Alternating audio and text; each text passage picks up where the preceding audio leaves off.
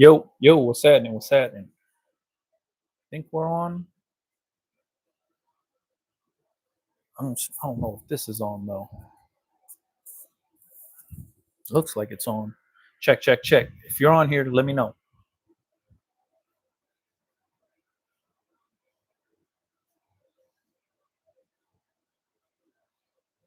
Not 100% sure if we really on. Kathleen Thompson, what's happening? Let me know if you could hear me and see me. Seems like the counter keeps uh recycling over and starting back at zero. I don't see any little green bubbles down here, so I don't know if the microphone is on, or I don't know if it's picking up this microphone or the other microphone. Christine Maldonado, what's happening? Taurus Figueroa, what's going down? Smooth and clean. I appreciate that. I can hear you well. Cool. Looks like we rolling now, so appreciate you. See and hear you fine. It's gonna take me a little while to get this thing up and running because I'm using like these little tiny little microphones, and it's connected to the computer. My lights broke on the last live stream, so I'm just using available light now. So shit's all over the place. But I appreciate y'all for jumping on, man. Sean Cleaning, I think that's your name. Therese, what's happening? Yeah, appreciate you guys for jumping on, man. Coco Crafts, that's right. If you got a business, shout the business out in the chat if it's different from your name on here. So then that way I could match up the business to who's who. So shout out to Coco Crafts. Have you ever heat pressed iron-on patches? I have, but only on hats. I've never done it on like apparel or denim jackets and stuff like that. Just recently, I had a friend of mine. She got a denim jacket and she bought a matching denim jacket for her daughter who's 2 years old. She has a bunch of patches that she wanted to put on. But when I looked at the back of the patches, they don't have like the iron-on adhesive. So I didn't get a chance to actually do it, but I have done iron-on patches on hats before using my cat press. I will say, if your iron-on patch has like raised embroidery, almost like 3D puff, or like if the edges of the patch are marrowed, meaning like it's like sewn in on the edges and has like that thick border. When you heat press it, depending on the pressure, you might flatten the whole patch out. So if you wanted it to look puffed up, you would probably have to like lessen up the pressure and just do light pressure and heat it up.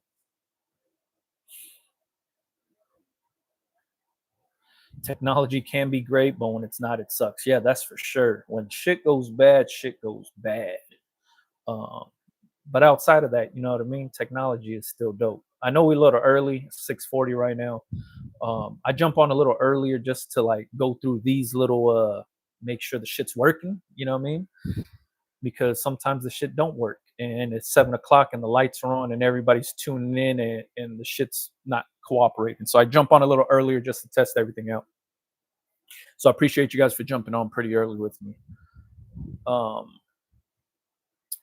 Yeah, as far as like the patch thing goes, when I used to do like, let's say if somebody gives me a patch that's not iron on, they sell like spray adhesive or like this like glue stuff that you could put on. That stuff kind of works, but it depends on how like on you want the patch to be. You know what I mean? Usually the adhesive back stuff usually works out pretty good. Diz, what's happening, bro? Where did you get your hat patches? Man, I outsource all my patchwork. I just Google search custom patches and then looked at like a bunch of different vendors and then kind of just went based off of price.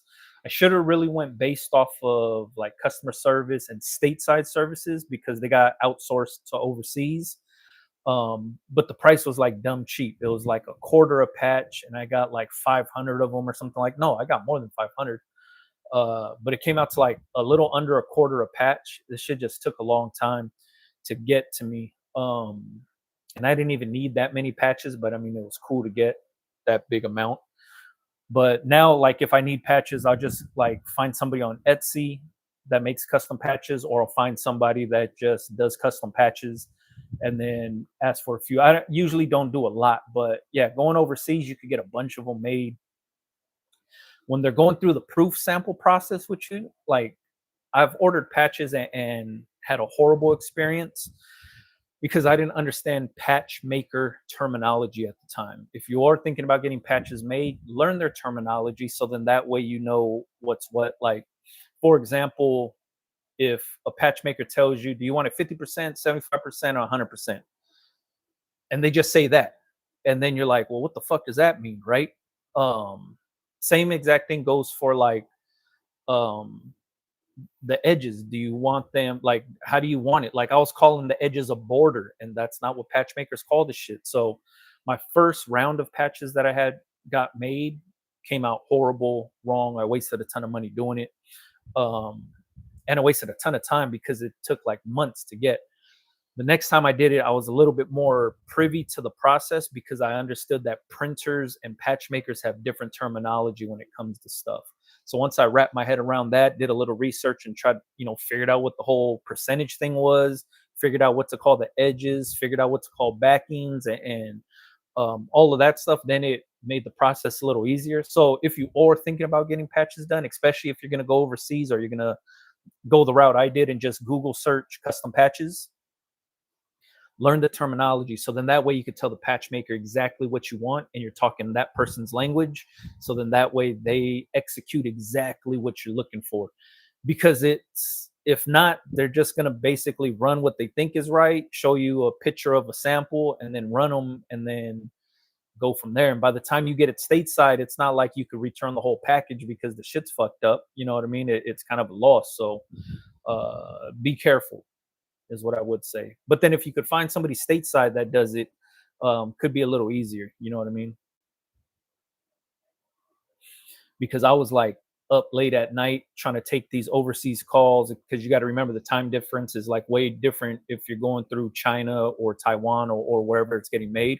So you got to be up late at night so you could catch them when they're in production, and then you could do a lot of them talk through WhatsApp. I think you could like text them through WhatsApp, but then if you have to jump on like an actual video call, you have to get on late at night to match up with their timing and stuff like that.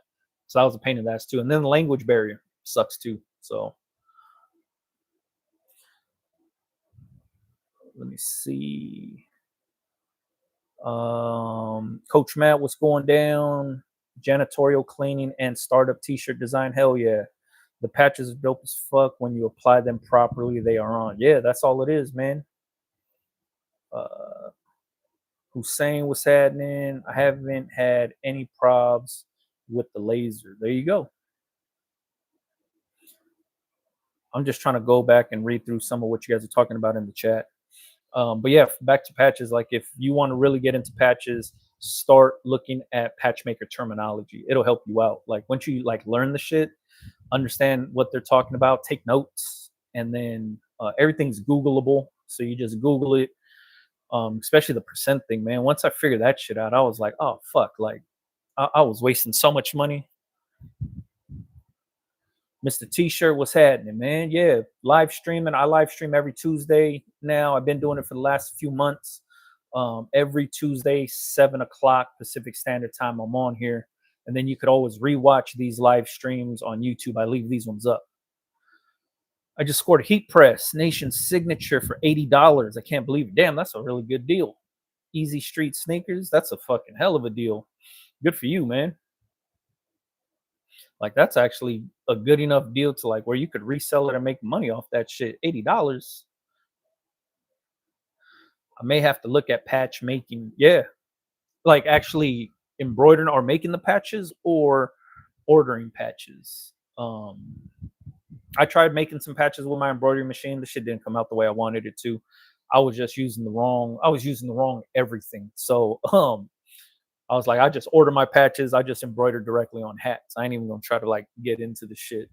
But what I had seen was I think it's Brother makes like a small desktop embroidery machine where like the hoop is maybe like 5x4, maybe 5x7, something like that. That's perfect for making like single one-off patches. especially if it's like single color. You just change up the color of the twill and then change the color of the thread and just stitch it through. Um, yeah, outside of that, man, if you guys got questions, throw them out. I don't really got nothing outside of I was talking with somebody. Yeah, I think you guys know this, but I do one-on-one consultings. Um, I was talking to somebody, was it yesterday or the day before yesterday? No, I think it was yesterday. And they were talking about blank t-shirts, and they were having a hard time finding, like, I talk about certain blank t-shirts, right? And blank t-shirts I talk about aren't always talked about in the social media world. There's not a lot of people making videos about the shirts I use. There's not a lot of people that use them. It's not like the standard ones. The blank t-shirts I use, they basically don't sponsor people to talk about them, so that's why there's not a lot of social media coverage about them. But a guy wanted to order the same shirts, but when he was looking at the pricing, he was getting mad that the pricing wasn't matching with what I was saying, right? And I'm telling him, I'm looking at wholesale pricing, you're looking at retail pricing. Like AS Color, for example, right? He wanted to use the heavy fade shirts. The retail price on the heavy fade shirt is like $30 or something like that. He's like, how am I supposed to make money on a $30 blank? And I'm like, it's not $30, it's like $10 wholesale. Like, that's the shirt I'm wearing right now. This is an AS Color heavy fade shirt.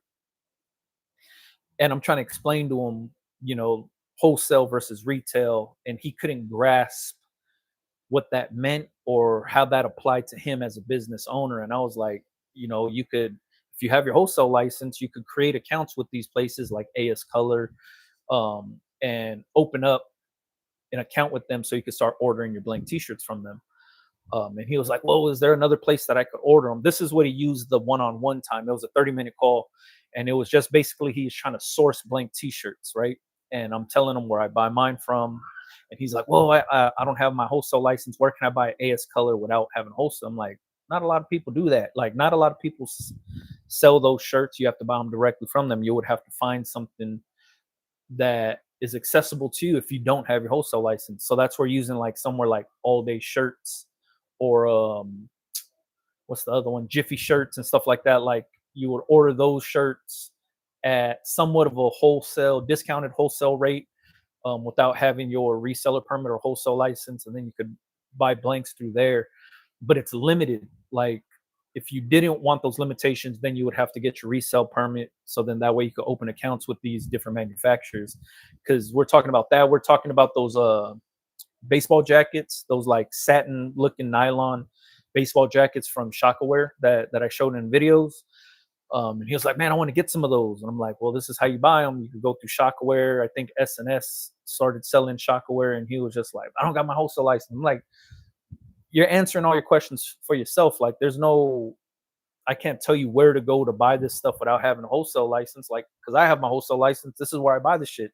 You could actually get it too. So he was having a hard time juggling that up, which is kind of crazy. But I guess in the sense of, I look at my video, or the people that watch my videos, as you guys are coming along the journey with myself. But a lot of people jump onto these videos a lot later in life, or they're just getting started and just find my channel and they don't know too much about the business side of things. So, when it comes to that kind of stuff, I have to remember that not everybody knows the basics of business and stuff like that. So that's basically where that one-on-one call was at. And if you are going to schedule a one-on-one with me and a call, to not waste your money and waste your time, see if I already made videos about the shit that you're about to ask me. You could always just type into the YouTube search bar, Big Brando, and then whatever you wanted to know. Like, if you wanted to know about blank shirts, you could just type in Big Brando blank shirts, and every video I made about blank shirts will pop up. That way, it'll save you money not having to pay for a one-on-one call with me, and you could use that money for something else. But yeah, that, like, there's a lot of people, I guess, that don't understand how retail and wholesale work. So I know now, you know what I mean? After that call, is like, oh shit, like, pretty crazy. Let me see. Only problem is the clamp won't stay down, but I seen people saying it's the pressure too tight, something like that. Regardless, bro, I scored big. I'm not selling it as of now. Yeah, it could just be the pressure is just maxed out, so it's not staying clamp closed. back it off, and then it'll probably work. What's the best software or way to design? I use Photoshop and Illustrator. I use Adobe products for everything. Um, I would say pick one and then learn the shit, but use YouTube to learn how to use the softwares. Like, say if you picked Photoshop to start designing, go to YouTube and then just look at beginner videos, tutorials on how to use Photoshop. But type in, be specific with what you want to learn. Like, Photoshop does a bunch of stuff: edit photos, make flyers, do all kind of crazy shit, right?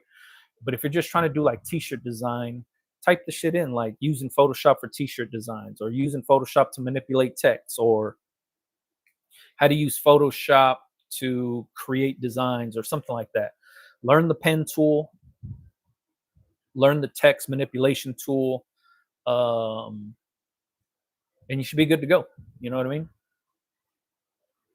Have you heard of DTF Magic Seal? I have heard about it. People always talk about it in the live streams. I've never used it. Um, so I don't even know if the shit works or what the claims are and all that good stuff. I've never used it. I've never had a need to use it, I guess you can say. So yeah, Magic Seal's trash. Doesn't do anything. Diz, appreciate you for jumping in on that. I don't know anything about it. I see the videos like you do on the claims, and they're supposed to make the stuff softer. My big issue is there has to be some kind of solvent in there or some kind of chemical in there for whatever it's doing. Like, what are those fumes doing to you inhaling that stuff? That's the part where I'm just like, man, that could be kind of dangerous. If the claims are to soften the ink or whatever it's supposed to do, there has to be something in that spray that's being heated up, and then you're inhaling those fumes. That can't be good for you. I don't know. That's my only my concern, I guess. But yeah, I have no use, or I have no need to use that. Hallucinogens. I think that's your name. Love the content. Love Shockware Max Heavyweight Tees. What's the best quality heavyweight hoodie for 25 or under? That's hard, man. It's hard to say. As far as heavyweight hoodies, you could try Shaka. You could try Pro Club. You could try. I think Independent makes a pretty good heavyweight hoodie, and the AS Color makes one, but that it wouldn't be in the $25 range. And I'm trying to think who else. Yeah, those are the ones that I would probably check out: Independent, Shaka, Pro Club. If you're looking for like super heavyweight hoodies, like the thick stuff, and you should buy them now, because once it becomes hoodie season, those things are gonna be all gone. That's the one I have. The Brother. It does have different size hoops. Never thought about making and selling patches. Yeah. That's when I was looking at that little Brother embroidery machine. That was the one thing, because I was like, what the hell can I embroider on these little tiny hoops? But that was the one thing I was thinking of, was patches. Straight Jack, what's happening? Daryl A, what's happening? Kathleen, I have a baby lock. Sophia 2 sewing embroidery machine. What I like to do is embroider quilt blocks. I have an extremely difficult time trying to embroider baby onesies. Oh shit! So I'm guessing you just do the squares of a quilt, and then you sew all the blocks together. I'm guessing that's what it is. Sounds dope. Artware Lab is in the house. What's happening? G6, what's happening? Legit channel. Appreciate that. We have fume extractors. Yeah, that's pretty much needed, man, because you don't know what the hell you're inhaling. The DTG spray has a huge warning to work in a well-ventilated area, as fumes may be hazardous. Yeah, that's for sure.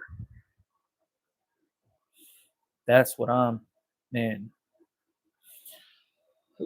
The way I see it is like this: is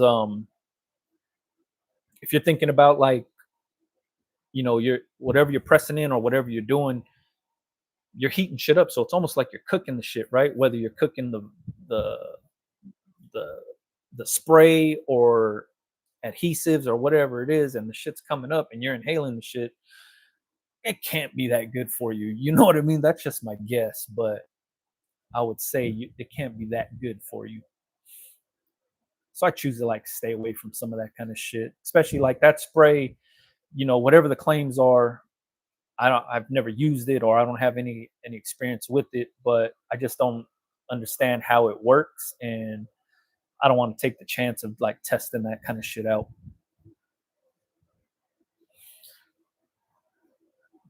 Let me see.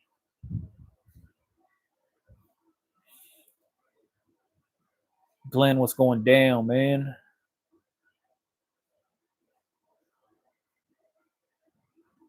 Michaela, I think that's your name. Michaela, that might be your name. Aloha, what's happening?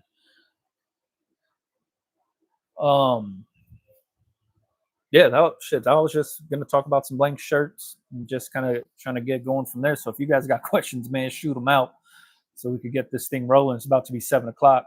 Appreciate everybody for jumping on early too, man. Pretty dope. Well, you guys are dope for jumping on early, so thank you. Stevie Steve, what's happening? One of the other things was the in the one-on-one, we're talking about like understanding your customers, right? Every time I make videos about customer base, target audience, knowing your customers, all of that good stuff, people always seem confused by it because they're just like, I don't know who my customer is, or I don't know who my target audience is, or their target audience is so broad that they don't know how to like kind of shrink it down or narrow it down to a certain group of people. For myself, understanding who my customer base is, who I'm trying to sell stuff to, who I'm making shit for, is top priority for everything I do, whether it's selling t-shirts, whether it's selling my services, whether it's selling hats, products, whatever it is. Knowing who I'm selling to and knowing how the customer is going to react to what I'm doing is key and instrumental to my business, period. The moment I don't know who my customers are or who I'm selling to or anything like that is the moment my business dies, because I'm constantly making shit for the customer. So if you're struggling to find out your customer base, how your customers think, um, just like figuring out your target audience and stuff like that, I highly recommend this book right here. Take a screenshot of it. How to Win Friends and Influence People. This book isn't about influencers or getting friends or anything like that. It basically just breaks down how the human brain works and how normal people work in the ecosystem of life. Knowing your customers. I read this book thousands of times, front to back to front. I always go back and reread this. It's by Dale Carnegie. This is a very old book. The references in the book are very old, but the teachings in the book are very, very like it's classic material. It's like the shit was made back in the 50s or even before the 50s, and the shit's still relevant till this day. So if you are struggling with just learning customers and understanding how the customer's brain works, get this book, read it, open your mind to understanding. Like this shit right here changed my life when it comes to selling shit to customers. Like it gives you such a broad idea of how customers work, how the target audiences work, and shit like that, where you'll understand how to sell things to people without even having to sell shit. Like when you guys hear me talk about my strategies and marketing and stuff like that, the reason those things are focused around not selling anything to sell shit is because of this book, because I understand how the normal customer works. I understand how people can really like, you could change somebody's mind without even trying to change somebody's mind on buying something, and that's what this book basically teaches you. So if you wanted to like open your mind to like customers and shit like that, and have a better understanding on the shit, highly recommend that book. And it's fairly cheap on Amazon. Like shit might be like 10-15 bucks or something like that.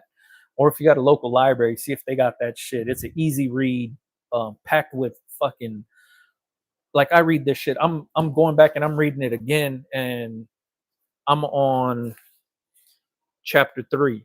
And like I said, man, like this shit is a game changer for myself. If you're not into reading, get the audio version. Um, but highly recommend it. Everybody that I recommend this book to has nothing but good things to say about it, only because it's benefiting their business. You know what I mean? It opens up their eyes to how customers work and then how to like give the customers what they actually want and need. So highly recommend it. I'm not a big reader, but when something interests me, like it's like shit like this, and I'll go back and I read this thing all the time. Freshens up my brain, you know what I mean? Let me see. 9 p.m. for Chicago. That's right. Uh, anybody going to Printing United next month? Is that one in Vegas or Orlando? Yeah, I don't fully understand my target audience, and I'm just making dope shit. Yeah, especially if you're making dope shit, make dope shit that people want to buy. Read this book, and then you'll figure out. You'll know exactly how to market it to the right people, get it into their faces. It's almost the cheat code, man. If you can understand the teachings in the book, like, and then it's like dope, like where you could read a chapter 3 4 times and you'll get new shit out of that chapter every single time. And I'm not like, I don't even know who Dale Carnegie is, man. Like, I'm not sponsored by this book company. I'm not hyping this shit up. Like, I'm just saying this shit right here literally changed my life, man. When I heat press, sometimes I get a dark square where the heat was applied. Does that mean the heat is too high, or is there any way to reduce it? Nah, all you got to do is let the shirt cool off, and then that square goes away. What happens is a lot of times is the shirt might be wrinkled and you're ironing a perfect square, and then that perfect flat square makes your eyes think that it's miscolored. It's not. A lot of times, if you just press the whole shirt and iron the whole shirt out, that square goes away. But most of the time, if you are seeing discoloration, you let it sit out. I made tons of videos about this showing on different color t-shirts all the time. You let the shirt sit out, and then once it cools down, it goes back to its normal color. Unless you're using like polyester shirts or something. I'm talking about 100% cotton. You're doing 100% cotton. If you think you're burning the shirt will turn brown. That's you burning the cotton fibers. But if it's just like it looks like discoloration, especially if you're doing burgundies, yellows, browns, sometimes like oranges or goldenrod, like that color will do it. Doesn't really happen too much on greens. Sometimes on the army green, like the olive green stuff, it'll do it. But like Kelly green, dark green, stuff like that, really doesn't do it. But that's all it is like you're basically just heating up the shirt. It might look a little discolored. Let it cool off. The shit goes away. Mine's here. Mine is locals here than tourists only because of where I'm at. Yeah, I understand how that shit goes, especially if you're catering to the locals. I always say this shit in Hawaii. Hawaii supports Hawaii made shit. They have a fucking whole big ass convention around just Hawaii made stuff. I think it's called Made in Hawaii, where they have the convention centers full of people that are from Hawaii that make shit and they sell it there. Like Hawaii is the only place that I've known that I've been to that the entire state supports what the fuck is going on there. That's why their brands and their businesses thrive like a motherfucker. And one of the craziest things, I say this all the time, Hawaii is limited on resources when it comes to making shit. They're in the middle of the ocean. They don't have access to everything like we do here on the continent, where it's like the rest of the 48 states have access to a bunch of shit. Hawaii is cut off from all of that. Like if they're trying to import something, it takes forever to get to them. They have to pay high shipping rates. So any single brand or business that comes from Hawaii that's thriving on limited resources, if you can make it there, you can make it fucking anywhere. And I say this for a lot of brands, a lot of businesses, and I boogie with a lot of people that's out there in Hawaii. And I always tell them, I'm like, fuck, I don't know how you got this shit rolling like this with limited resources, where I have every resource at my fingertips here in Los Angeles, where they're out there killing the shit. Anytime I'm in Hawaii, I support local brands and I support Hawaii businesses all the time. But the shit that blows me away is the amount of like restricted resources they have, and they're still able to like thrive and like fuck shit up. It's fucking crazy, man. So if you're out there, obviously you're from Hawaii, and I don't know what island you're on, but if you have some shit, the locals there on the island support the fuck out of whatever you're doing, man. Whether it's food, like you go to Hawaii, you'll see fucking food vendors, fruit guys popped up on the side of the road selling coconuts, mangoes, whatever it is. And the locals support that shit. And same thing goes for apparel. Same thing goes for anything, man. Like home cooking, it doesn't matter whatever the fuck it is, the shit's getting supported everywhere. So I think that's dope as hell. Let me see. If there's one thing we learned from you is keeping it simple. We offer one budget shirt type, one premium quality, and two luxury types. They can feel and choose which one they like. One, I like that. Two, I do the same exact thing. And I like that you call your shit luxury. Like that's such a dope. Like for me, it's just like budget and quality. Those are the two, like, or I call it premium. And it'll be like the regular shirt and the premium shirt. Those are my two you could take your pick when I'm talking to clients and stuff like that. But having them on hand so they could touch them and feel them, easy call. But when you simplify your process, it makes shit way easier, man. It really does. Like here, we about to open a professional racetrack, cars, racing, etc. Oh shit. Hell yeah. What island are you on? That's dope as hell.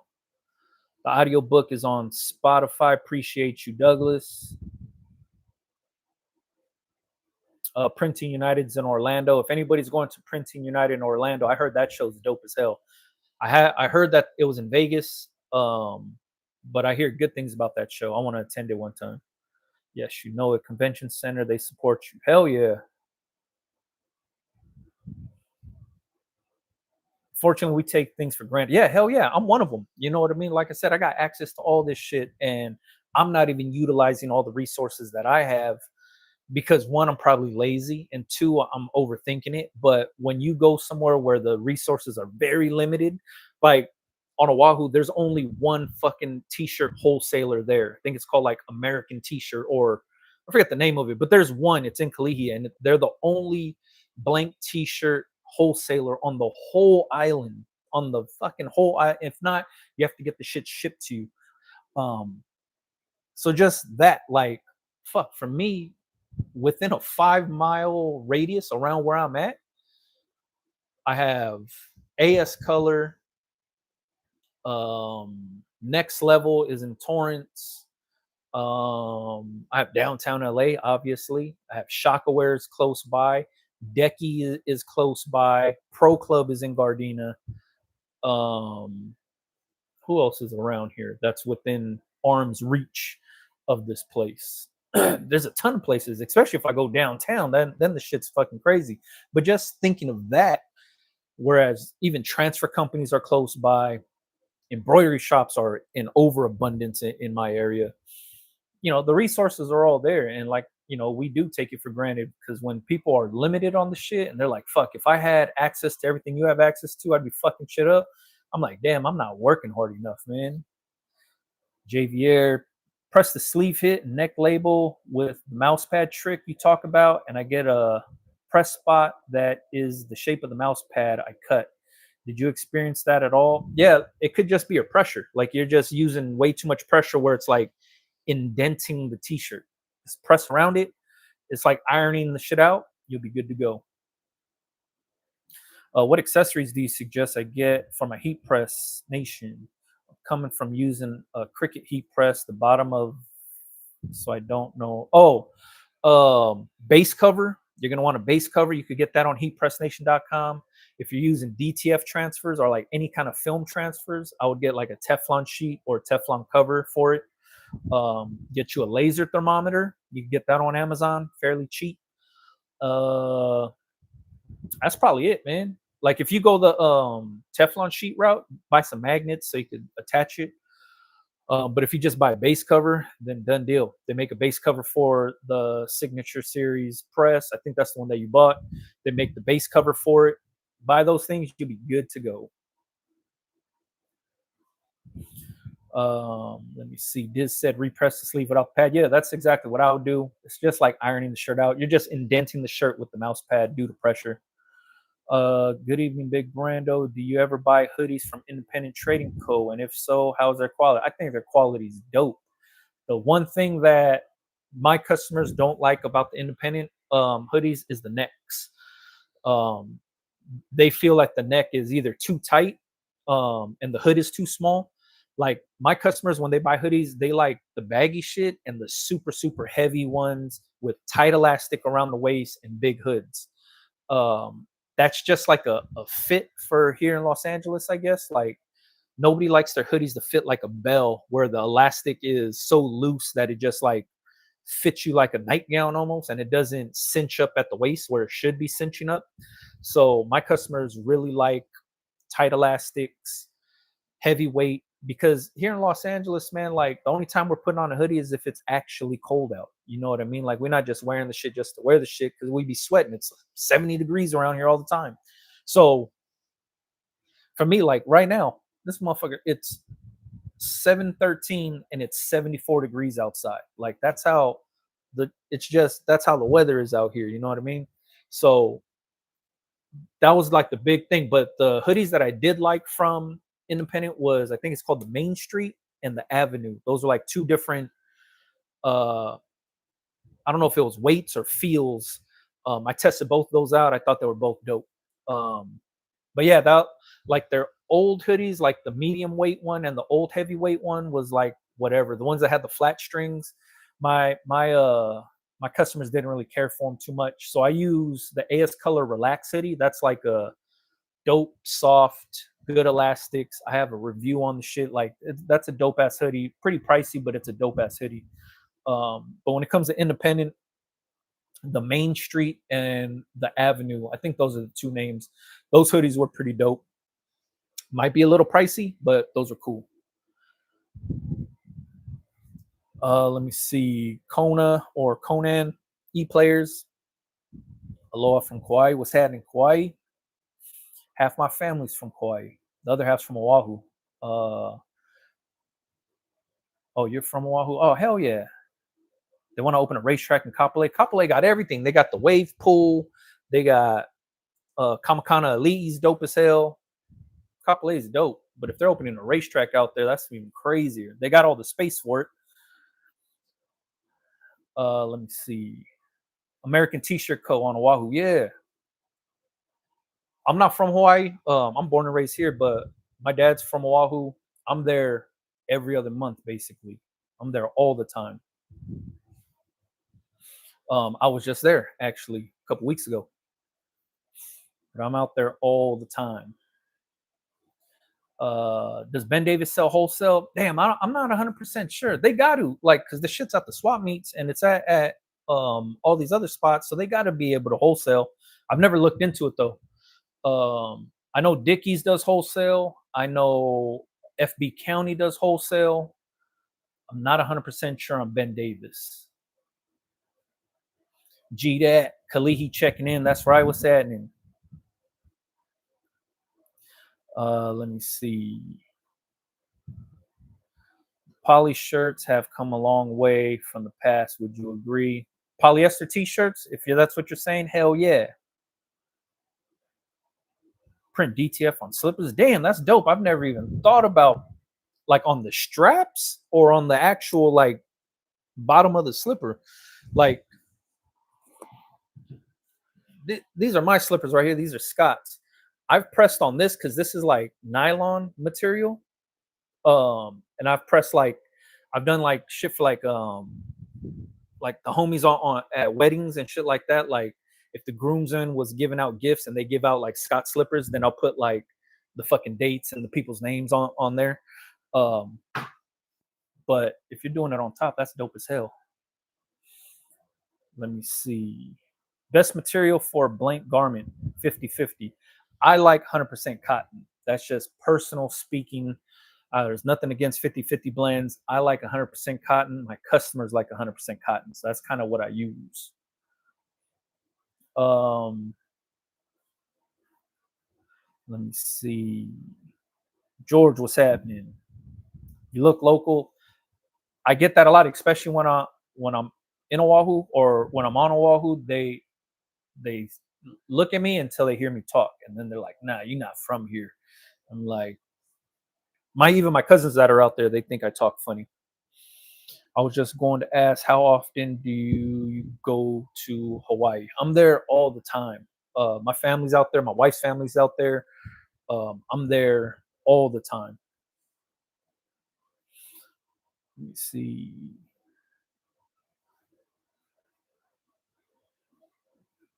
I'm trying to go through and scroll up here. Brenda was the gateway. Legend, what's happening, man? As you know, when you go in house, take off our slippers so we know which is ours. Hell yeah, that's fucking dope. Actually, pressing DTF on the tops that's a good fucking move.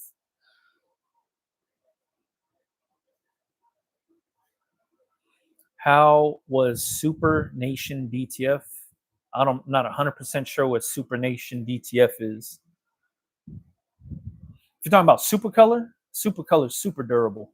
That's like the probably in the transfer world one of the most consistent and durable quality transfers on the market is the wearable one. Like it's passed every test that I've ever thrown at it, and it's held up perfectly perfect, which is crazy.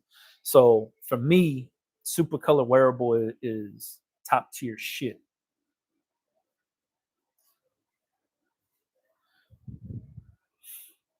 Let me see.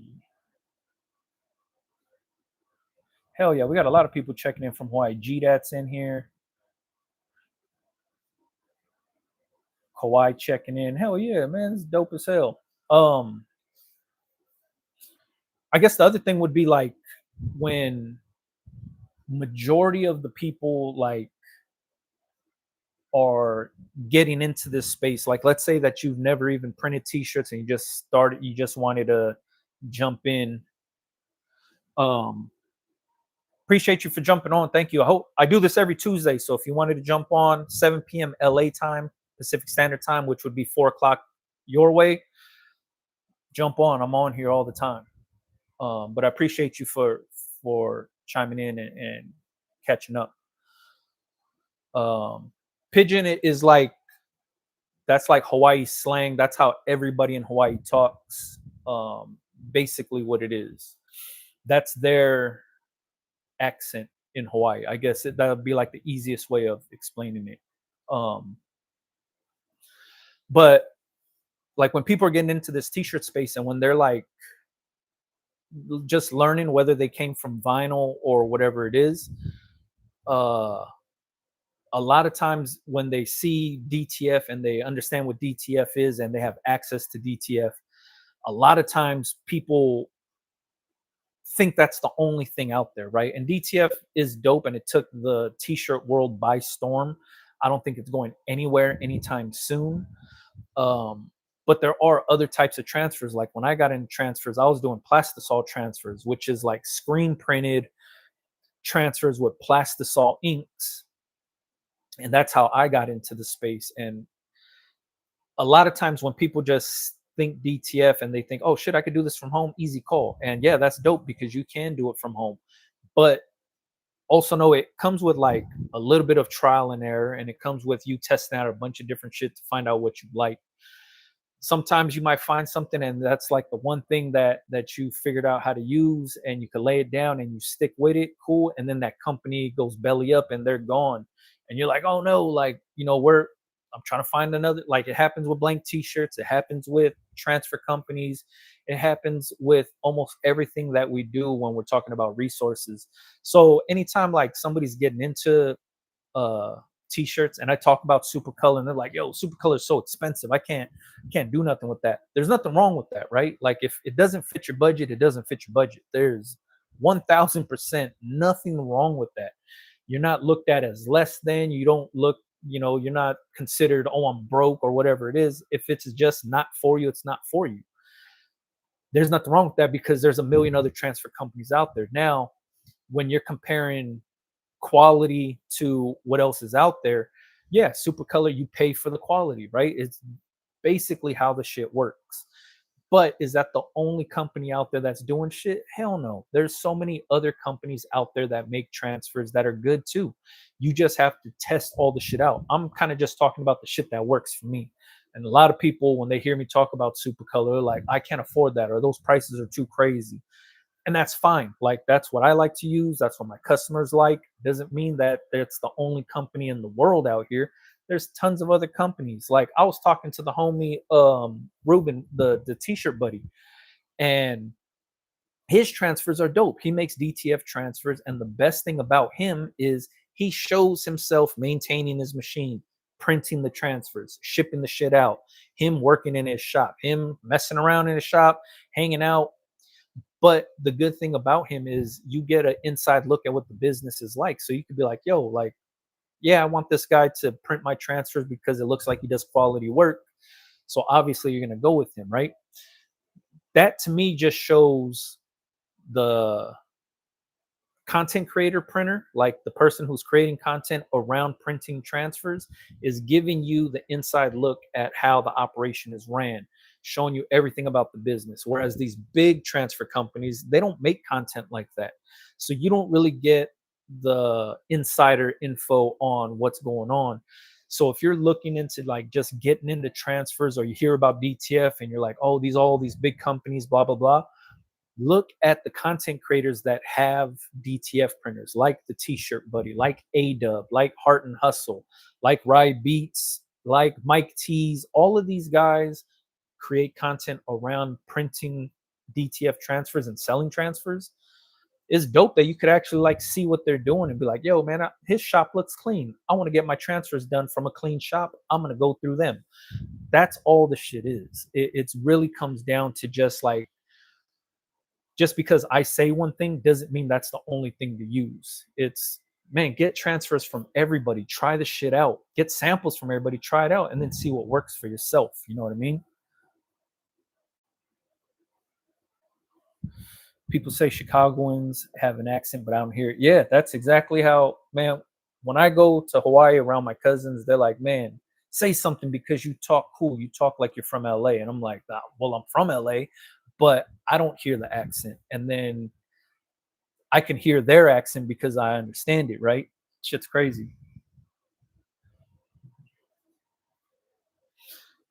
Let me see.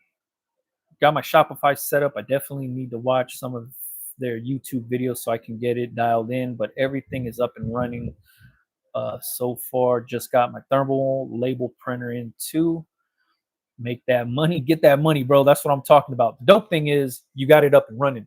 Next thing, when you're like dialing it in, I know exactly what you're talking about. It's kind of just like the icing on the cake. You're starting to figure shit out.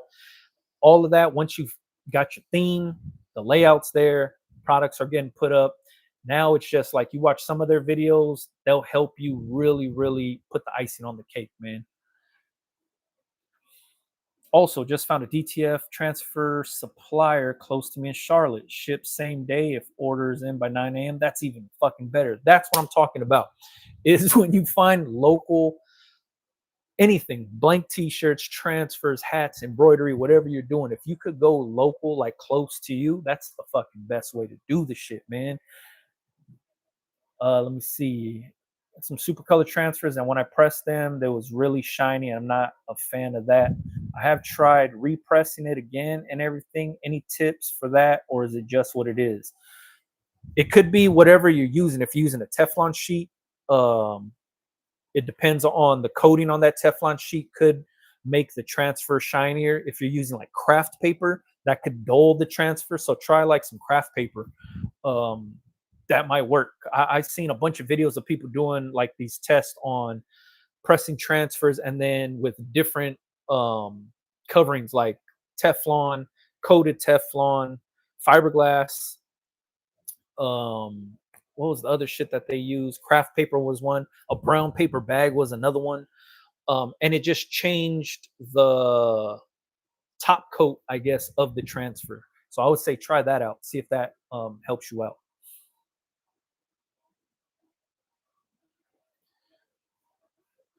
can't wait for our remodel to be done. We're definitely going hard on content. That's where it's at.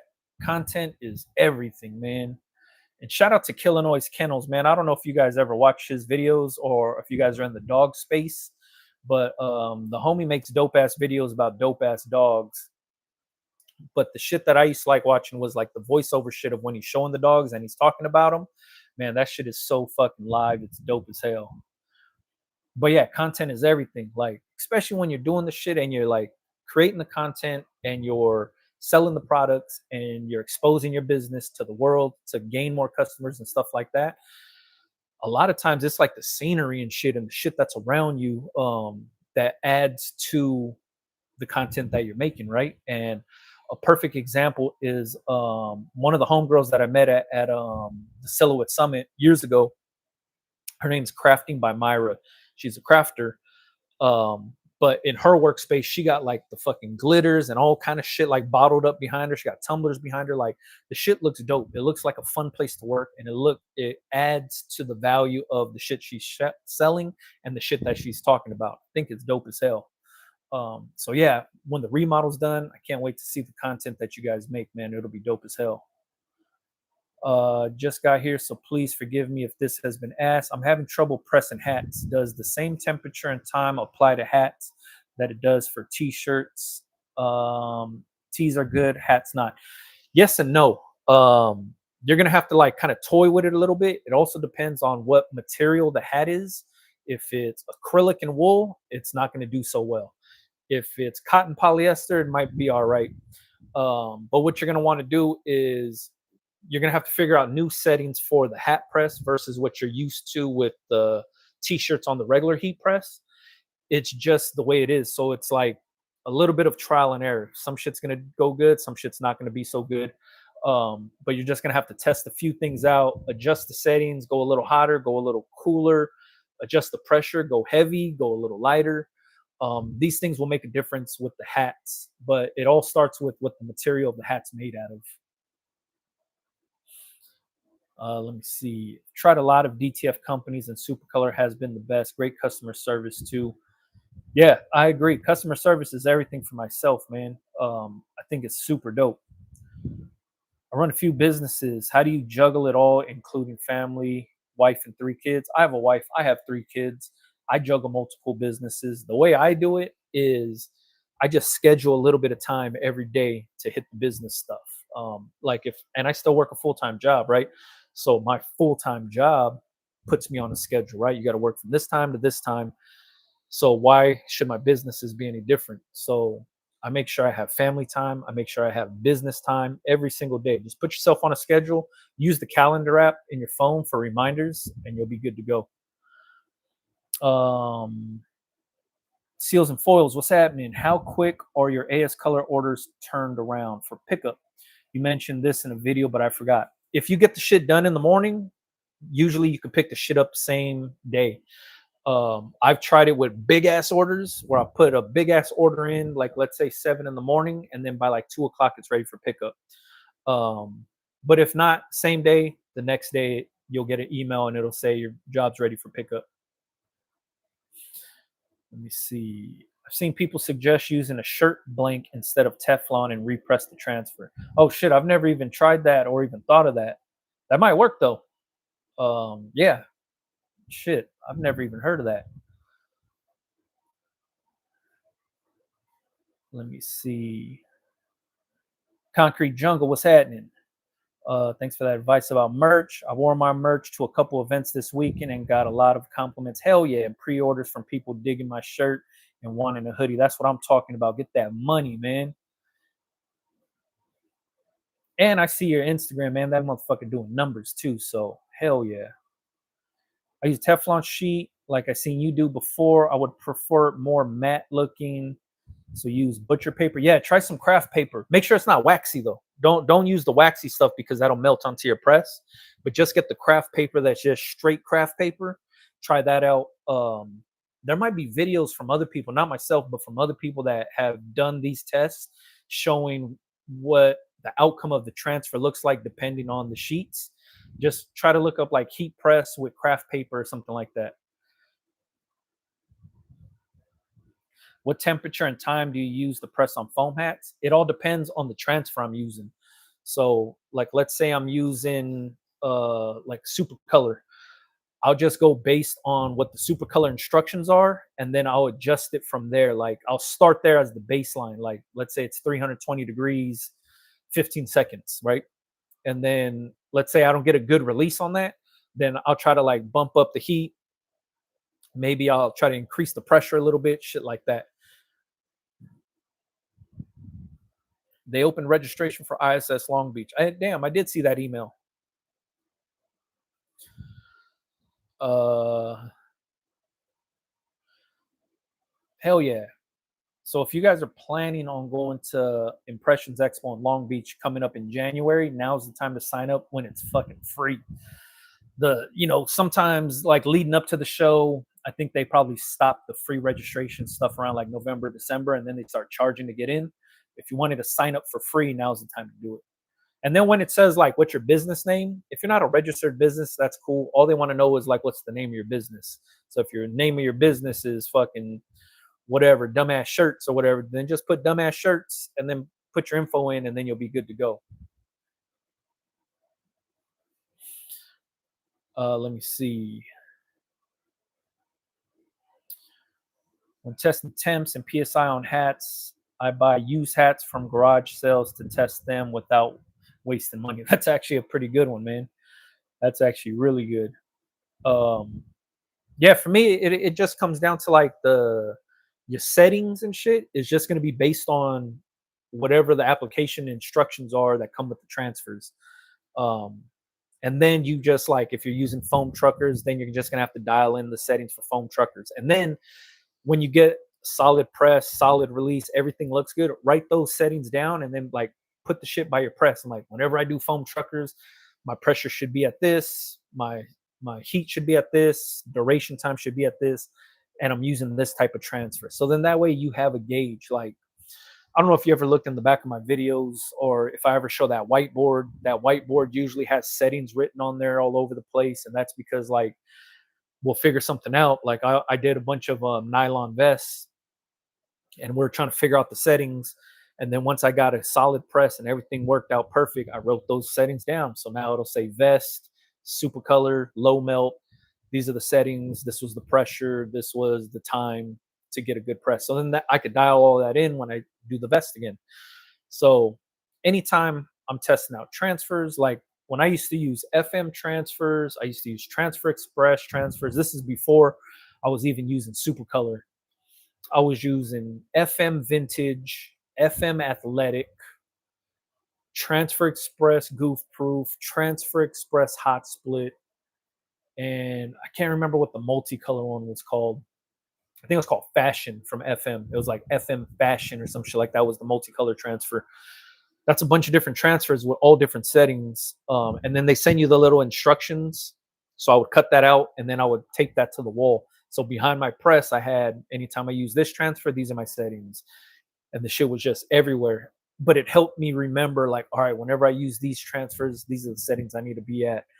And that's just basically how I still do it till this day, but I'll write the shit down. Do you or anyone on here know of a good local wholesale t-shirt vendor in Atlanta, Georgia? I want to start off with higher quality tees than Gildan. Um, I don't know who's out in Atlanta, um, but I think SNS might be out that way. Check out SNS Activewear. They got warehouses all over the place, but they might have one out in Atlanta. And they sell a bunch of different blank t-shirts. So you could try more, like you could try Next Level, Bella, um, Independent. Who else they got? Hanes, Champion. They got all kind of different blanks on there. I don't know if Comfort Colors and those guys are on there, but it's worth a shot. Check out SNS Activewear and then find out if they have a location near you. Or you could just like Google search or Yelp search t-shirt wholesalers. But going through those third-party suppliers like Mission Imprintables, Sanmar. I think somebody said Alpha Broder got bought out by SNS. I think that's what was going down. But yeah, start there and then see who's out there.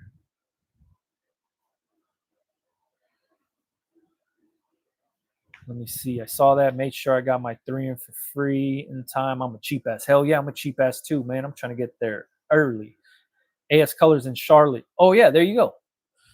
AS Colors out there, and that's if you're talking quality shit. That's quality shit. That's my premium blank T-shirt. I mean, that's the T-shirt I'm wearing right now.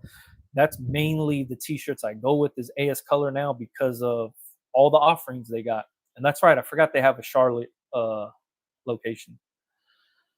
Nick just got on. What's the best designing software for beginners? Any software, whichever one you're willing to learn is going to be the best for you. For me, it was Photoshop and Illustrator, Adobe products. It's kind of the industry standard. Learning that can't go wrong. The best part about learning those softwares is there's millions and millions of videos on YouTube already teaching you how to use it. If you try to go with like these cheaper ones or the free ones and stuff like that, you might be limited on the resources that'll teach you. But since Photoshop and Illustrator are the industry standard, there's tons of videos out there to learn how to use it. So pick a software, learn the shit, and use YouTube to just fucking bury yourself in it and learn all the tools. That'll be your best bet. Uh, if Supercolor has bigger prints now, I like that big branding. Their wearable stuff is still 11.7 by 16.5, but they also offer DTF transfers, like the big ones, like 22 inches by fucking 10 feet or whatever, however big, but they'll go 22 inches wide or 23 inches wide. That's kind of like a standard when it comes to like any kind of DTF prints. There's 2 SNSs in Atlanta since they combined with Alpha Broder. There you go. Melody Sturgis, thank you for helping out Finna Inna. There's 2 SNSs out there. And like I said, SNS is a third-party supplier that carries multiple brands of blanks under one roof. When you started, how did you budget testing quality tees? Did you just buy them to get a feel? I bought every single t-shirt that I felt would be cool to look at. So I would go to like Impressions Expo to touch everything. That's why I talk about Impressions Expo so much. Like I've been going to the Impressions Expo so long that shit was invite only. There was no free registration online. You had to get an email from somebody that invites you to there. They would have to invite you through Impressions. It was called ISS back then. ISS would send you an email to register. It wasn't as big as it is today, but that's the whole reason I used to go was to do the research so I could touch all the shirts. You used to be able to sign up for accounts back then too, I believe. And before the online shit, they'd give you catalogs, like these big ass phone book looking catalogs to throw in a backpack and walk around the. Some companies still do the catalog thing, but a lot of them will scan your badge and send you a digital copy. But I used to go there just to touch all the t-shirts, hoodies, jerseys, all that stuff. And then I would place my order and I would order it in my size, the colors that I would want. And I just spent my money on the shit and I chalked it up as research and development, right? That's how I just said, all right, fuck it. I need to know how this shirt's gonna wash. Looking at it in a magazine or in a catalog or looking at it online as a model is wearing it and the model doesn't even look like me. How do I know how it's gonna fit? So you have to just order the shit and try it out. So what I would do is I would just pick one company and see what they have to offer. And then I'd order my size, the color I want, usually black. And I would say, give me a black extra large in this, black extra large in this, and whatever offerings they had that I liked. Then I try them on and then I press on them and then I'd wash them and then I try them on again. And then the ones that don't fit well after they wash are the ones I don't go with because I'm like, oh, this doesn't wash well. I would hate for this to happen to my customers. And I went through every company you could think of doing the same exact thing. I mean, there's some companies that I just had no interest in because I didn't like the way their shirts felt, or I didn't like the way the collars looked, or I didn't like the way the sleeves looked, and I just never ordered them. But that's how I landed on All Style. So All Style used to be referred to as AAA. This is like years ago. And a AAA t-shirt was considered like a budget-friendly t-shirt. They would sell them at the swap meets, at the t-shirt warehouses. That would be like the 3 for $9 t-shirt is AAA. and then pro clubs and stuff like that would be like $5 each, but AAA would be 3 for $9. And I have always known AAA to be a budget friendly t-shirt, but I didn't understand that like they had different models. And when I went on to AAA's website or All Styles website, that's when I started to see like, oh shit, they offer all kind of other shit. And I would get their catalogs and I'd be like, man, like I want to see what the 1301 is like. I want to see what the 1701 is like. I want to see what 1701R is, which was the ring spun version. And that's how I found the 1701 t-shirt, was just by ordering every single model that they had that I liked and then wearing the shit. And then that's when I found the 1701 was way better than the 1301, had a better collar, had a better fit, had washed way better. And then I found out, oh shit, a bunch of these action sport companies are using the 1701 and 1301 also. And then that's when I was just like, oh fuck, like if it's good for these big companies, it's good for me. And then I started to really notice the shit when like this is how like fucking crazy and nerding out I used to get. Was I would watch like the Hundreds or Diamond, or this is back then like those streetwear companies that were like huge. They would do these big warehouse sales at the end of the year, and one to clear out all the old dead stock inventory and stuff like that. But what they were doing was they were filming the shit. And yeah, it makes for good content, but at the same exact time, I don't know if you guys remember, but the Hundreds website used to be like a dope ass blog. Also, Bobby Hundreds was a dope ass blogger where he would like write all these dope stories about the brand and give you insight on like some of the capsules that they were dropping or designs that he was doing, where the inspiration came from, all this dope ass information.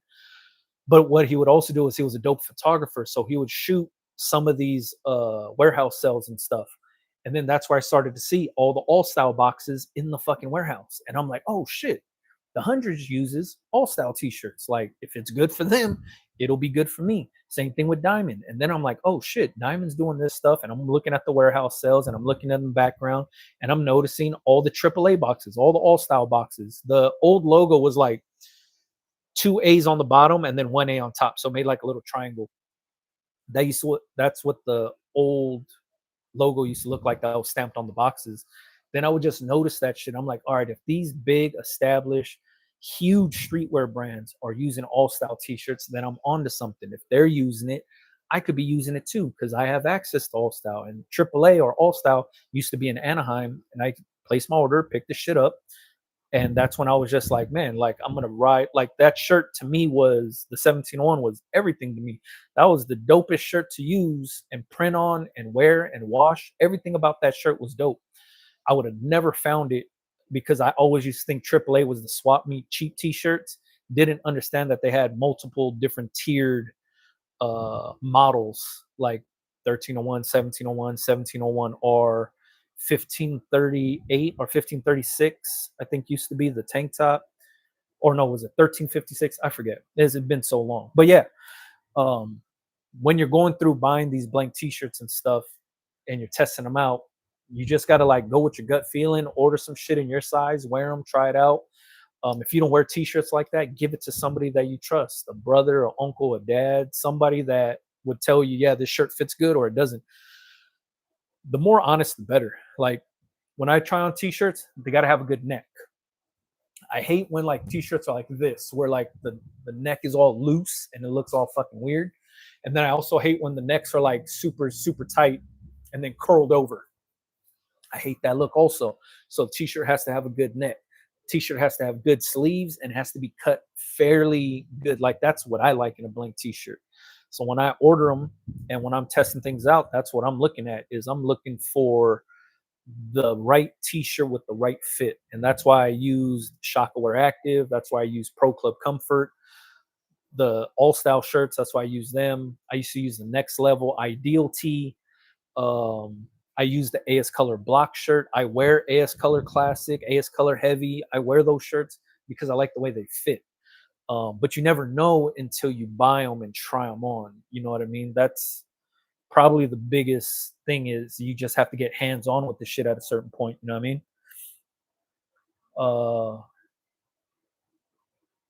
Jiffy and All Day shirts have decent prices to buy one of each and try different shirts and brands. Yeah, it just comes down to that. Like you just have to see a bunch of different brands and you buy them. That's why like places like S&S are dope, because they carry so many different ones. So you could order one from Bella, one from Next Level, one from, I don't even know if Optimum's still around, or you could whatever they offer. Delta, uh, damn, there's that other one. I think it's called Port and Company or something like that. I might be wrong. I don't know. There's a bunch of different blank t-shirts out there, but yeah, try them all.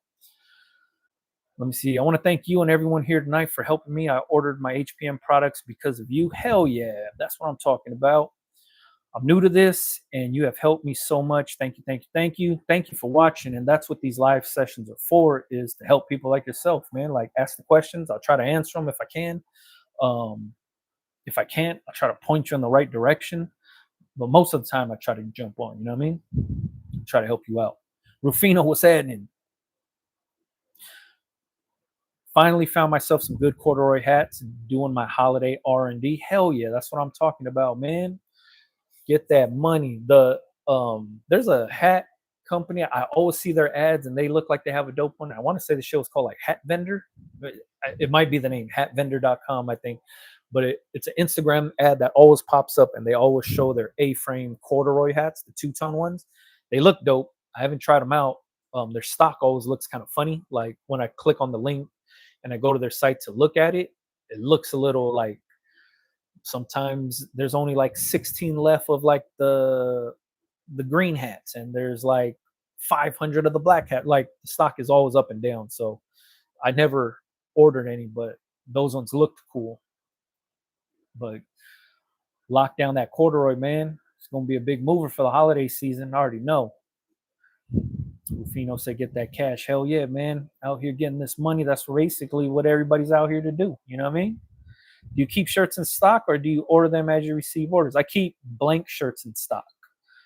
So I stock the blank shirts. I don't press on them until the orders come in. So if you ever look in my videos, like look at the shop life videos or any video on Instagram, when I'm pressing shirts, I'll show how I keep my blank t-shirts in these like bins or like totes or crates, whatever you want to call them.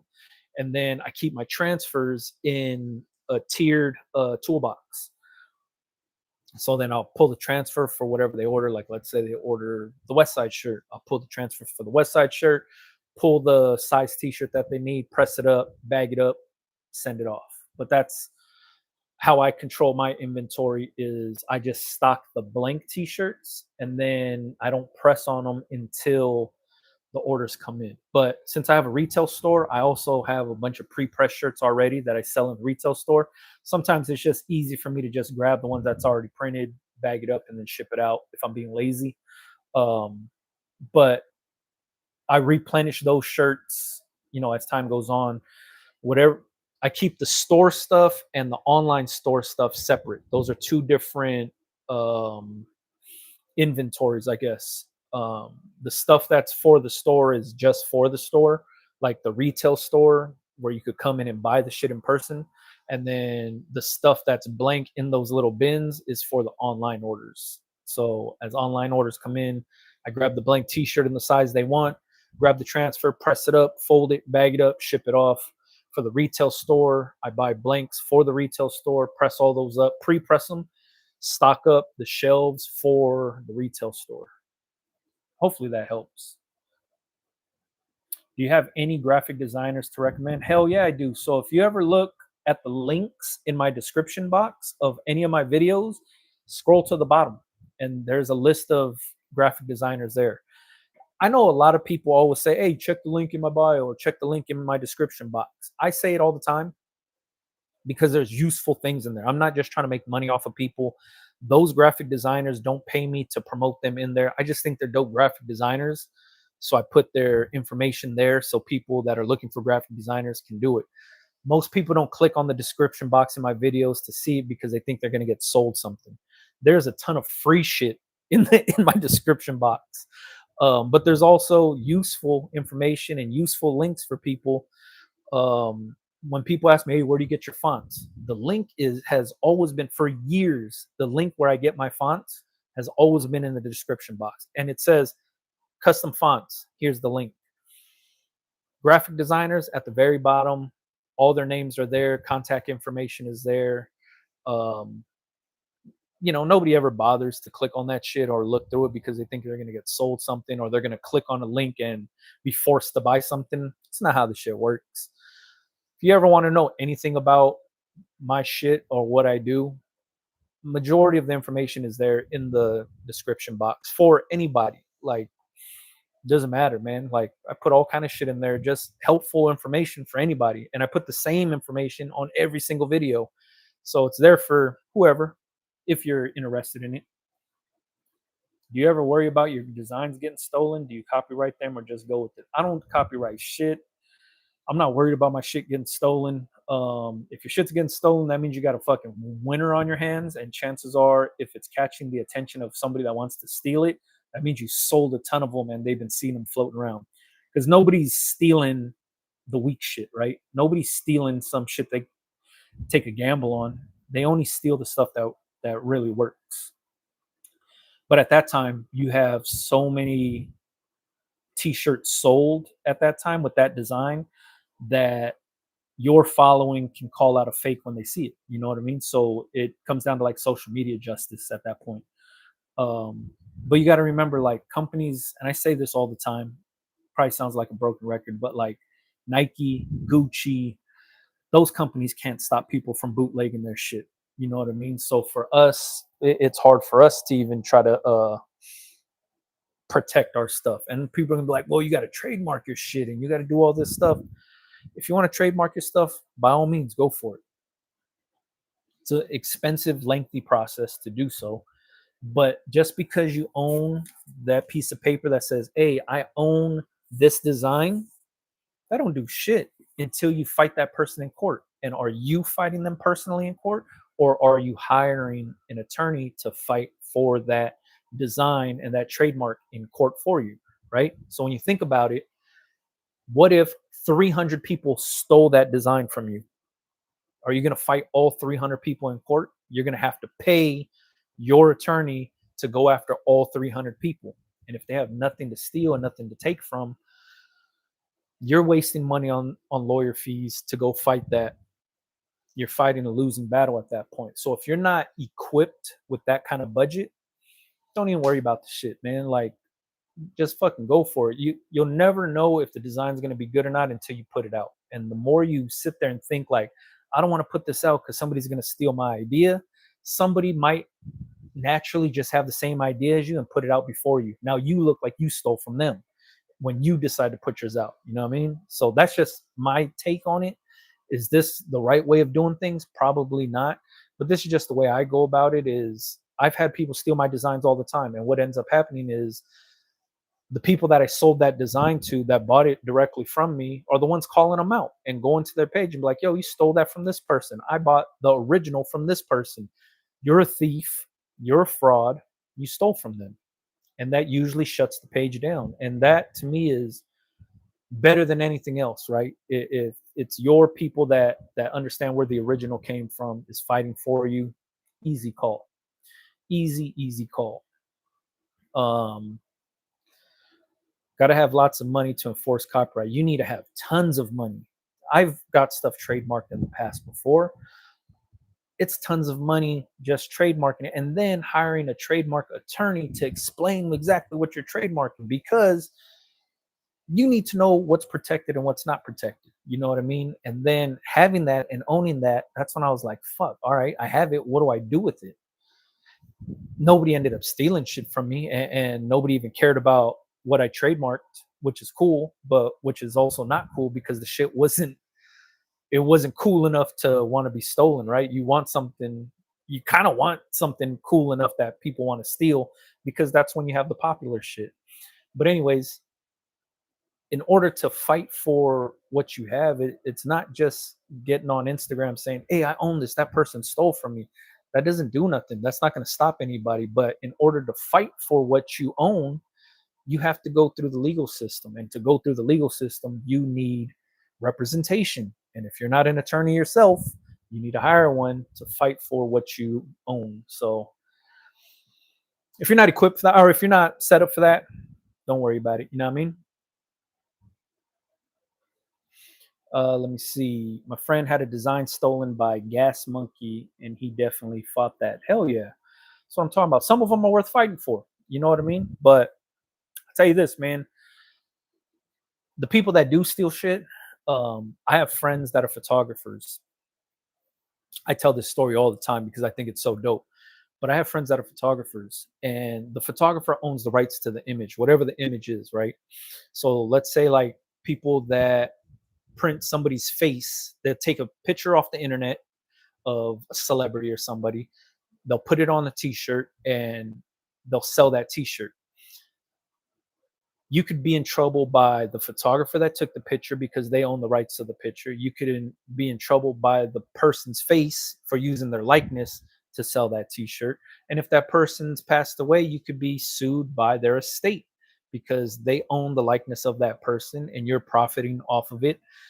And now you're getting hit with two different lawsuits because the photographer's suing for using their image for profit, and then the person that's on the celebrity or whoever it is that's on that picture is coming after you also. And my homies, the photographers, cash huge checks. I'm talking six-figure checks off of seeing people steal their images, and they hire a firm that scours the internet daily to see where that image is being used. And inside of every image, there's metadata within that image online that has copyrights built into it. It's in the image. For any photographer that's out there, you know exactly what's in the metadata because you're the one that puts it in there. Well, anyways, when somebody's image is being used and being sold somewhere else, whether it's printed on a blanket or printed on a t-shirt or printed on a mug, when that image is being used for profit somewhere else, that firm is going after these people, and they're not going just with some cease and desist shit. They're going for the fucking throat. My homie, every time we catch up, he'll tell me, oh shit, man, like my image from 6 years ago was getting used, getting printed here and used here. And I just cashed the dope ass six-figure check. And I'm like, fuck. And this happens across the board. So when you're thinking like, oh, I'm just going to take this image off of Google here, print it on here and do this, when you do that, just understand that there are some photographers that are established photographers and serious about their business. They have firms that are going after people that are stealing those images and using them for profit. And you might think, oh shit, I just saved it to my desktop. Nobody's gonna know I took this shit. Oh, they know. They know. This shit happens all the time, man. And every time I see that, I'm like, yo, that's fucking crazy. And I've seen people like I've seen the photographer Esteban Oriol, who's the one that has the image of the LA hands, the woman's hands thrown up the LA. And I've seen him take down some of the biggest companies and biggest celebrities that use that image and likeness of that image, based on the content in that photo, man. And you know, seeing that shit, there's power behind the shit of the artists that create these images. So be careful when it comes to that kind of shit. You know what I mean? It happens. And as creators, just try to do something original. A lot of times we get influenced by shit that we see, and it's easy to fall into that. Like, oh, this person's making a ton of money doing this, or that's popular, that's on trend, and you try to go for that. Sometimes it could be bad news, man. And I would hate for somebody to cripple their business based on a trend. You know what I mean? Man, Shways, what's happening? I bought my first set of transfers from Ninja, and it was an outline of my logo. The outline was black, but had white in some spots. Do you run into that, or was it just them? If it's white ink, chances are you might have had dead pixels in your design, how you were creating the design. If it's not ink and it's like adhesive powder, it could just be bad registration. Um, so it all depends. It all depends. It could be on you, on how you sent the file, or it also could be on the transfer company, um, going heavy on the adhesive and stuff like that. I've never used Ninja transfers. I don't know much about them, so I don't know what their printing process is like, or anything like that. So I can't say it was them or your fault. Um, a lot of times, the t-shirt dude, if you ever look up the t-shirt dude on Instagram, YouTube, TikTok, He used to go by Screen Printer Mike. He talks about dead pixels a lot, or not dead pixels. I forget the name of it. Where in your design, it might just look like, it's all black or whatever. The design's black. But then when you zoom into like certain areas, you'll notice that there might be a little bit of a gray or a little bit of a gradient and some pixels that are in there. And you have to clean that kind of shit up before you send it off. That's uh I learned that through him. Translucent pixels. Thanks, Diz. That's what that shit's called. I learned it through watching him, and I never even knew that was a thing. But then when I seen that, I was like, oh, that's why some people, when they send me artwork and I send it off to get transfers done, and I start to see that, it's because there's still pixels in the design that are there. So you have to kind of eliminate that. So be very careful when it comes to that kind of shit. But the t-shirt dude is a dope ass content creator for one, cool ass dude, but he's really dope when it comes to explaining that kind of stuff and how to fix that in your artwork. So highly recommend watching him, especially if you want to learn how to halftone your designs. He makes dope ass tutorials on how to halftone your shit.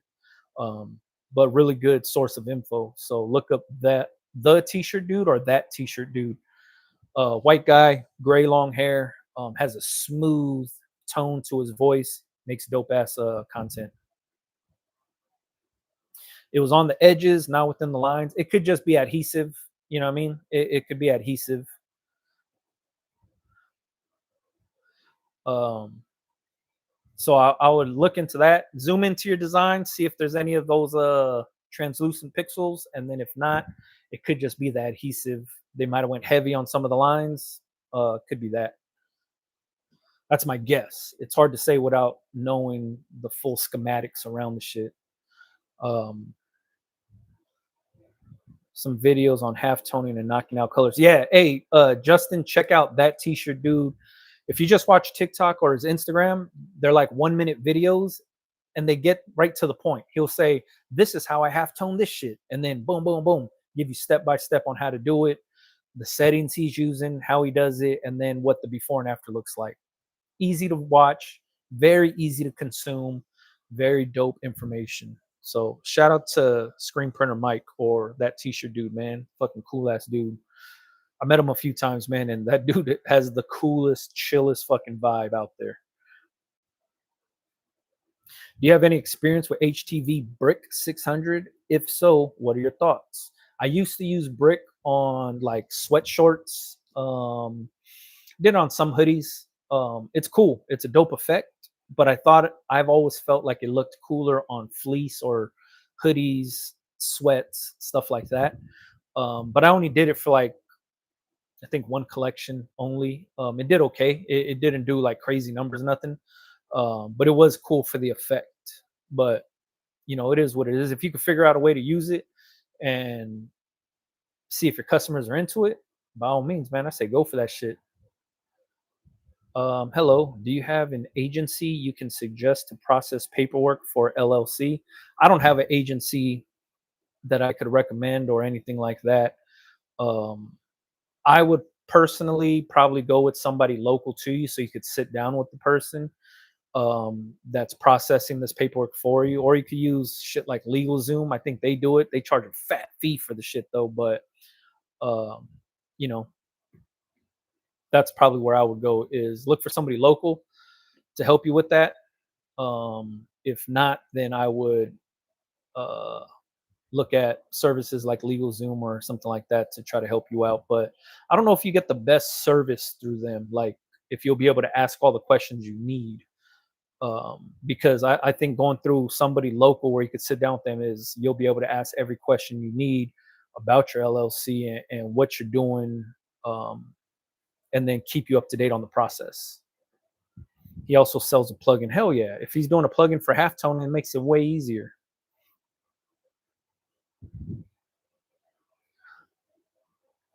Let me see. Diz said use bold designs and stay away from thin or fine lines. Yeah, I've always done like really big, bold designs when it came to using brick. That was cool. And I used to cut the shit on like my Cameo 3. I used to run brick through that shit and it would cut easy. All right, y'all. We did like an hour and a half. Anybody else has any questions, shoot them out. If not, I'm about to get up out of here, man. Do you charge extra if the customer provides a low resolution file or a screenshot? Hell yeah, I do. And I usually don't take those jobs in. I usually recommend that they uh, send me a 300 DPI image, print ready, meaning size the way they want it. Um, and when it comes to like a screenshot, if I'm doing any type of graphic design work, I'm charging them for the shit. And I'll let them know upfront how long it's going to take me to redraw something and what the cost is. And usually they say, nah, I'm cool. I have somebody else do it, or I'll send you the file that you need. Um, if I'm ever working for a customer, I try not to touch any of the artwork. I want something print ready, sized, ready to go. I send it to the printer, they print it out, I press it on, and that's it. If I'm doing anything more than that, graphic design wise, if I'm resizing something or if I'm manipulating something or if they send me a screenshot and say, I want my shit to look like this, then I have to charge them full price of what my graphic design fee would be, just because those services take a lot of my time. So um, usually how it works. Looks like G6 is going to Orlando for Printing United. If you guys go out there, or if you're from Florida and you're happen to go out there, say what's up to G6 Customs. Hang out with them because that guy's pretty lucky. So have a beer with them, hang out with them, join the raffles, and you might win something if you're standing next to him, or probably fucking rub the ticket on his back or some shit, because that's a you'll win some shit hanging out with G6 Customs. Uh, is there a benefit in working in a higher resolution? Just print clarity is what it is. If you're doing DTF and you're sending out like raster files are pixel files. Vector files are basically hardline shapes. If you're sending raster files, Photoshop files, PNGs, shit like that, you want 300 DPI at the very minimum, 300 DPI, because you want the best clarity possible for the print. A lot of things that you find online are 72 DPI, that's made for a screen. If you try to size that up or print that, it prints out pixelated because it's made for viewing on a screen and not for print. Um, so you want 300 DPI if you're sending DTF transfers and stuff like that.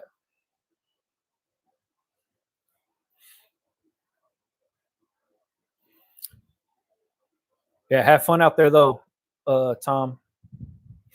That'll be dope. I do want to hit one of these Printing United shows, hopefully soon, man. Like I can't go to this one coming up, but maybe next year. If the shit's in Vegas again, I'll try to go. Like I really want to attend that one because the shit looks cool. Every time I see videos from that show, it looks like a good time.